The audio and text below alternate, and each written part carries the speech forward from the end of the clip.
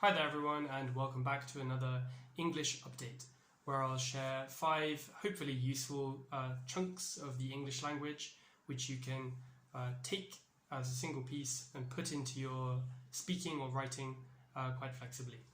Before I get into those, the usual announcements. In the first comment below the video, I'll write out each of the chunks that I say, so if you need, you can read along there. Also, you can write your own comment if you'd like to try and put one of these into a sentence, and I'd be happy to give you some feedback. And if you know anyone who might like these videos too, then feel free to share it along to them. So the first one for today's video is almost a sentence, I suppose, ready-made for you, which is just something is a good way to start your day. So I'm sure everyone has their own morning routine. Lots of people have pretty strong ideas about what a morning routine should include. I think in Tim Ferriss's book, Tool of Titans, which I haven't read, but I've heard that many of the most successful people have a very strict morning routine, which includes some sort of meditative practice and stuff like that. So whatever you do in the morning, if you believe it's a good thing to do, then you can say that that is a good way to start your day. For example, in England, people say eating breakfast is a good way to start your day. I know where I grew up, lots of people would go for a run in the morning. I'm sure they believe that it's a good way to start your day. I've seen a TED talk where someone said that having a cold shower is a good way to start your day. And still others believe that waking up at 4 in the morning is a good way to start your day because you have a nice quiet period for focused, deep work. So yeah, what do you think is a good way to start your day? I'd love to know. Number 2 is, again, a phrase, I can't resist. And I thought I'd include this one because the word resist can be used in a number of different contexts. You know, if someone resists arrest, it's quite a serious idea that they're kind of fighting against something that's happening to them. Whereas this phrase here, I can't resist, is used in a much nicer setting, which is just to talk about something which you just aren't able to, well, resist is the word, but let me give you a couple of examples. And this often is used with food. So personally, when it comes to cake, if someone offers me a piece, I can't resist. Even if I think I shouldn't, even if, I don't know, even if I was trying to lose weight or something, then I can't resist, you know. So this one's well used in the context of diet. Maybe you generally avoid sugary foods, but you can't resist the occasional donut. Maybe you're trying to cut down on your coffee, but you can't resist, I don't know, you can't resist an espresso after a meal if you go out or something like that. What else could you not resist? Of course, when I make these videos, I just think of the examples on the fly, so I feel a bit empty on this one. I apologize. I can't resist.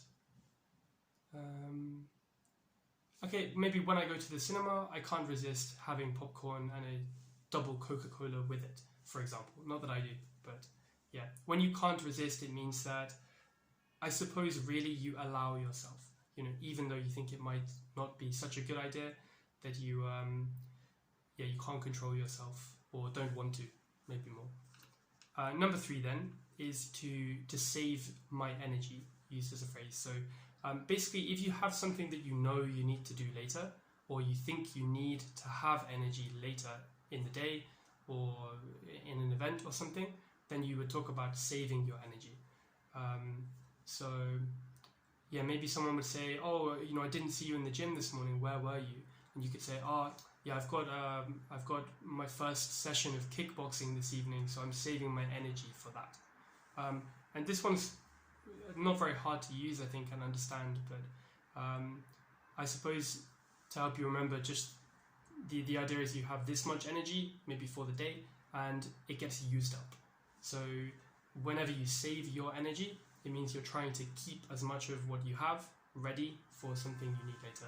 So you might save your energy before, I don't know, before a sports event, as I said. You might save your energy before the harder part of something. Like if you were doing obstacle course, then you might know that one of the final obstacles is like climbing up a wall or doing monkey bars over a river, and you might have to save some energy for that. So you can't go all out at the beginning, you can't push yourself too hard, you need to save some energy. Number 4 is this phrase, too much information. Sometimes people also say TMI, just the first letters of each word, too much information. And this one is quite self-explanatory, but the context it's used is often different from, say, information overload. When people talk about information overload, they normally mean that nowadays people are always on computers or connected or reading news or, looking at things on apps, talking to friends. So you get constant information sources going into your mind.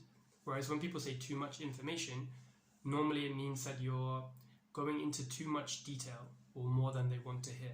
So if someone started to tell you that, oh, I've had a really bad runny nose recently, that's pretty normal. Nothing really unusual about that. But if they started to say, yeah, there's been this like thick green snot that's dripping out of my nose, I have to keep wiping it away. And then if you look at it here, right?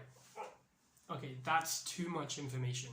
So they're including information which you don't want to hear, you don't want to know. So I hope that hasn't been too disgusting for you, but that's a good example. Often people say too much information if something becomes too personal or too disgusting. So you just say, oh, too much information. I don't want to, that's enough, thank you, And number 5 is to catch it early, which I suppose is sort of works like a phrasal verb. And this is specific to medical problems. So if you go for a routine checkup, one of the advantages of doing so is that the doctor might notice if you're starting to get some sort of illness. Maybe one of your organs is larger than it should be, or maybe there's a sign that you might have a certain disease and they might investigate that further. If you do have that disease, then you caught it early.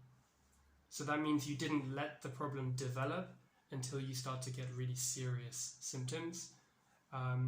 Rather, when you catch it early, it might be asymptomatic, so no symptoms at all, or the disease might not have even actually happened yet.